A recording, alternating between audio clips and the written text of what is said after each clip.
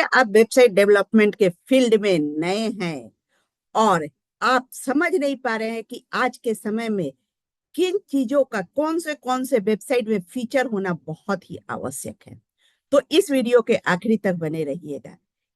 जी हाँ, मेरा नाम प्रीति वर्मा है और मैं डिजिटल स्रोत की रचयिता हूँ। मैं एक वेब डेवलपर एक्सपर्ट हूँ। आज मैं आपको बताऊंगी कि वह कौन कौन से फीचर है जो आज के समय में बहुत ही जरूरी है। तो मैं अपना स्क्रीन शेयर करती हूँ आपके साथ ताकि आप स्टेप बाय स्टेप समझ सके और देख सके कि कौन कौन से वह फीचर हैं जिसे आप अपने वेबसाइट के लिए यूज कर सकते हैं, आप अपने लिए भी यूज कर सकते हैं, आप अपने कस्टमर के लिए भी यूज कर सकते हैं। तो मैं अपना स्क्रीन शेयर करती हूँ आपके साथ। तो आप मेरा स्क्रीन देख पा रहे हैं। यहाँ पे मैं 11 वेबसाइट के ऐसे फीचर बताने वाली हूँ जिसे आप अपने वेबसाइट या फिर आप अपने कस्टमर के वेबसाइट पे यूज करेंगे तो उससे आपका गूगल में रैंकिंग में आएगा, एसईओ आपका होगा और आप उससे अपने प्रोडक्ट को या फिर अपने बिजनेस को बढ़ा सकते हैं। तो सबसे पहले वेबसाइट के लिए जरूरी है मोबाइल फ्रेंडली डिजाइन। आखिर मोबाइल फ्रेंडली डिजाइन होना क्यों चाहिए? आज के समय में ज्यादा से ज्यादा लोग, मतलब 80% से ज्यादा लोग मोबाइल पे ही यूज करते हैं। वह मोबाइल में आप खुद भी अगर कोई कुछ सर्च कर रहे हैं तो मोबाइल उठाए और उसे सर्च करना शुरू कर दिए। तो इसलिए मोबाइल फ्रेंडली डिजाइन होना बहुत ही जरूरी है आपके वेबसाइट के लिए। 2 नंबर पे आता है फास्ट लोडिंग स्पीड। अगर आप किसी वेबसाइट पे जाते हैं और सर्च, अगर आप कोई चीज सर्च कर रहे हैं और वहां पे आपका वेबसाइट आता है, उसे आप क्लिक करते हैं।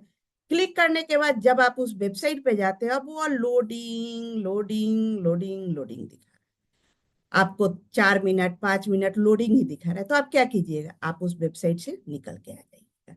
आप वह कितना भी इंपॉर्टेंट आपके लिए वहां पर प्रोडक्ट हो या फिर वहां पे नॉलेज हो, लेकिन आप उसे नहीं देखिएगा क्योंकि वह उसका स्पीड ठीक नहीं है। तो इसलिए आपका फास्ट स्पीड लोडिंग होना चाहिए। 3 नंबर पे आता है सिक्योर HTTPS। अब HTTPS क्या होता है? आप किसी भी वेबसाइट पे अगर जा रहे हैं तो वहां पे एक लॉक, जो कि अगर आपका सिक्योर है तो आपका लॉक वहां लगा होगा, अगर आपका सिक्योर नहीं है तो ये लॉक नहीं होगा। तो इससे हैकर आपके वेबसाइट को हैक कर सकते हैं और उससे आपका डाटा यूज कर सकते हैं। तो इसलिए आपके वेबसाइट पे ये सिक्योर होना बहुत ही जरूरी है, लॉक होना बहुत जरूरी है। 4 नंबर पे आता है क्लियर नेविगेशन। क्लियर नेविगेशन का मतलब होता है कि अगर हम किसी वेबसाइट पे जाते हैं, अगर हम मोबाइल से जा रहे हैं तो वहां पे ऊपर में आप देखिएगा वेबसाइट में कहीं पे 3 डॉट आता है, कहीं 3 लाइन करके आता है। तो वहां क्लिक अगर करते हैं तो वहां पे सर्विस, प्रोडक्ट या फिर ब्लॉग, ये सभी कुछ आता है। तो वह नेविगेशन होता है, तो वह क्लियर होना चाहिए। 5 नंबर पे आता है एसईओ ऑप्टिमाइज होना चाहिए। अगर आपके वेबसाइट का एसईओ ऑप्टिमाइज नहीं होगा तो वह गूगल में रैंकिंग में नहीं आएगा। अगर आपका वेबसाइट गूगल के रैंकिंग में नहीं आता है तो आपके वेबसाइट पे लोग ट्रैफिक नहीं आएगा, आपके वेबसाइट गूगल एडसेंस के लिए मंजूर नहीं होगा। तो इसलिए आपके वेबसाइट का एसईओ ऑप्टिमाइज होना चाहिए। 6 नंबर पे आता है social media integration. Social media integration क्या होता है? अगर आप किसी वेबसाइट पे जा रहे हैं तो वहां पे आप देखते होंगे फेसबुक, यूट्यूब, लिंक्डइन, इंस्टाग्राम का आइकॉन आप देखते होंगे। तो वह आइकॉन क्या है? वह आइकॉन उनके वेबसाइट का सोशल मीडिया जो उनका खुद का है, वह सोशल मीडिया उनके वेबसाइट पे है। अगर वहां कोई वेबसाइट पे आता है तो उससे वह सोशल मीडिया पे भी जा सकता है, और अगर सोशल मीडिया पे आता है तो वह उनके वेबसाइट पे भी जा सकता है। जैसे आप मेरे वेबसाइट पे जाइए डिजिटल स्रोत पे, तो डिजिटल स्रोत पे आप देखिएगा कि वहां पे आइकॉन लगा हुआ है, फेसबुक, इंस्टाग्राम, यूट्यूब, व्हाट्सएप, इन सभी सोशल मीडिया का आइकॉन लगा हुआ है।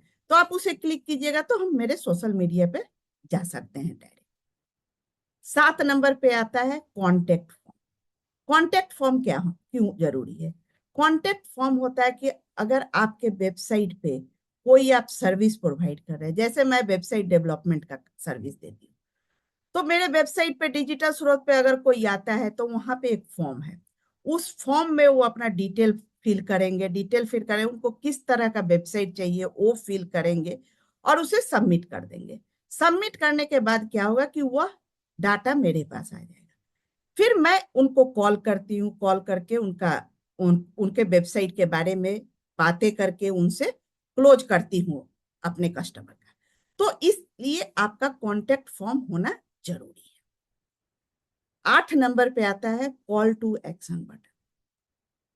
आपके वेबसाइट पे कॉल टू एक्शन का बटन होना चाहिए कि आखिर अगर आपका वेबसाइट ब्लॉगिंग के लिए है तो ब्लॉगिंग के लिए, पढ़ने के लिए, दूसरे पेज पे जाने के लिए आपको वहां कॉल टू एक्शन होना चाहिए कि हाँ, आप इसके बारे में अगर पढ़ना चाह रहे हैं तो यहाँ पे क्लिक कीजिए और आप आगे का पढ़िए। अगर आप कोई प्रोडक्ट के लिए कर रहे हैं तो वहां पे कॉल टू एक्शन दीजिए कि मैं इस प्रोडक्ट को से ले सकते हैं। अगर आप कोई कोचिंग बिजनेस में है, या फिर आप कोई डिजिटल प्रोडक्ट सेल कर रहे हैं, या फिर वेबिनार कर रहे हैं, 1-to-1 कर रहे हैं, तो उन सभी के लिए आपका क्लियर कॉल टू एक्शन का बटन वहां पे होना चाहिए आपके वेबसाइट पे, ताकि लोग आ सके आपके वेबसाइट पे और आपके वेबसाइट का कॉल टू एक्शन को यूज कर सके। अगर क्लियर नहीं होगा तो वह क्यों करेंगे, क्यों वहां उस बटन को क्लिक करेंगे? नहीं करेंगे, क्योंकि उनको क्लियर ही नहीं है कि वह आखिर बटन है किस लिए।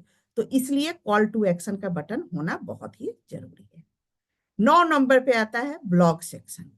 आपके वेबसाइट, किसी भी आपका वेबसाइट कोई डिजिटल प्रोडक्ट के लिए है, या फिर आप कोचिंग रिलेटेड है, या फिर आपका ई कॉमर्स का वेबसाइट है, लेकिन उसमें ब्लॉग का सेक्शन होना जरूरी है।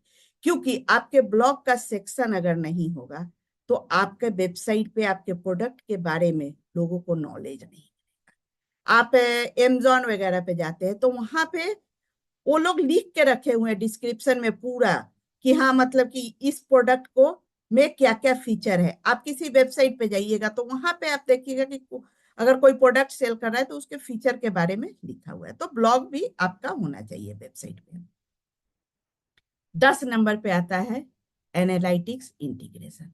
अब ये एनालिटिक्स इंटीग्रेशन क्या होता है, अब ये आखिर जरूरी क्यों होता है? तो एनालिटिक्स इंटीग्रेशन आपके पूरे वेबसाइट का एनालिटिक्स करता है कि आपके वेबसाइट पे कितने ट्रैफिक आए, किस प्लेटफॉर्म से आए, किस सिटी से आए, किस कंट्री से आए।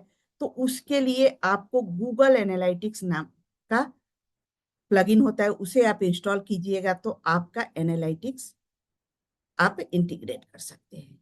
11 नंबर पे आता है टेस्टमोनियल और रिव्यू।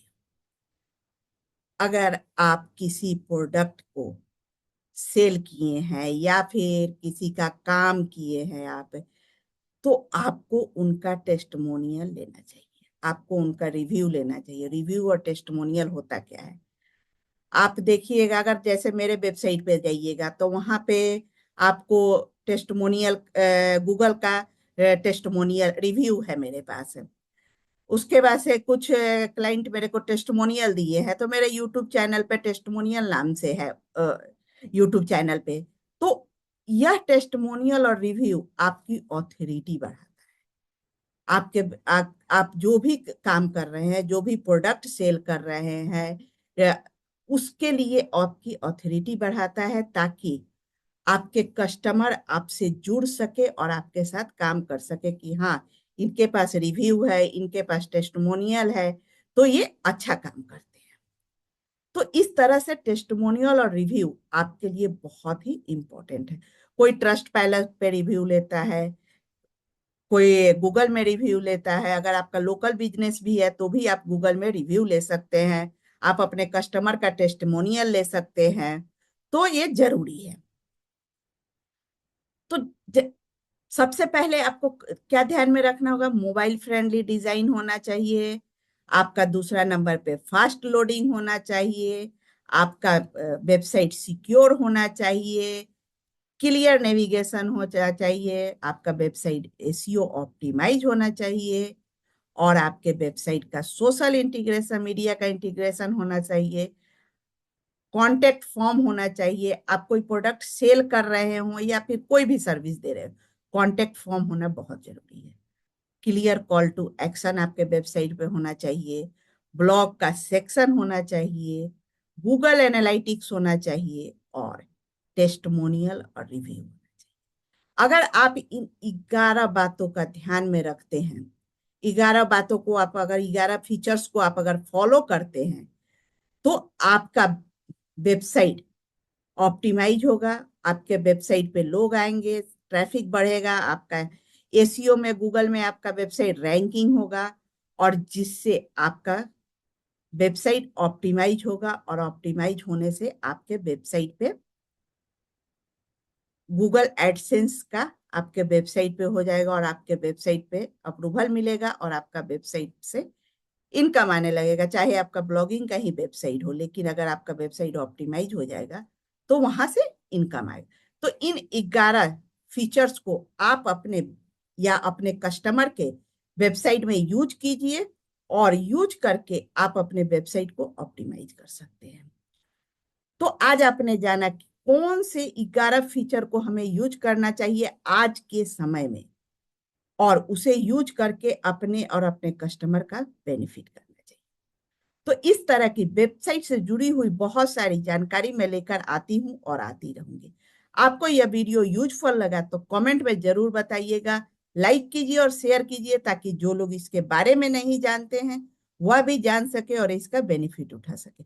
अगर आपने अभी तक मेरे चैनल को सब्सक्राइब नहीं किया है तो सब्सक्राइब कीजिए, और बगल में जो बेल आइकन है उसे दबा दीजिए, ताकि जो भी मैं नया वीडियो अपलोड करूं उसका नोटिफिकेशन आपके पास आए और आप उसे देख सकें। तो मिलती हूँ आपसे नेक्स्ट वीडियो में, तब तक के लिए बाय, थैंक यू।